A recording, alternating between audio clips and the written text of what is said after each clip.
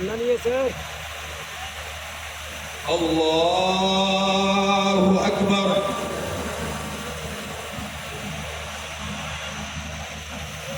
کر لیجیے.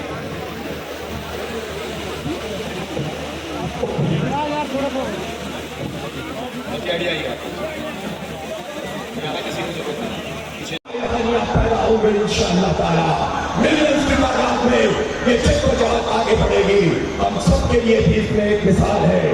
دنیا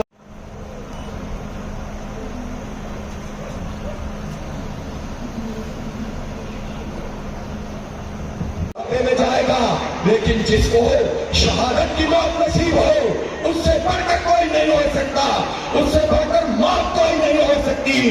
اور اس موت کی تمنا میں جو لوگ حق کا راستہ اختیار کرتے ہیں، سچ کا راستہ اختیار کرتے ہیں، در حقیقت کو اپنے رب کے پسندیدہ ترین بندے ہوتے ہیں. یہی راستہ اسماعیل ہانیہ جو اتنے ہزار شہادتوں کے بعد فلسطین کو پوری دنیا کا فخر بنا کر کھڑا کر دے.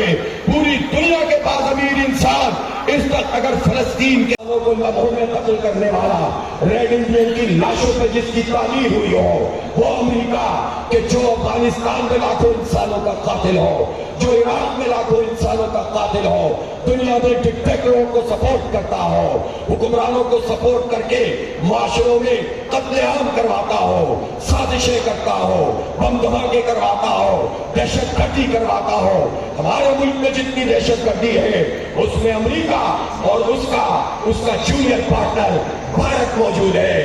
جو انسانیت کا قاتل ہو وہ حماس سے کہے کہ وہ دہشت گرد ہے. حماس ایک جمہوری فورس ہے. جب انتخابات ہوئے تو حماس نے تاریخی کامیابی حاصل کی.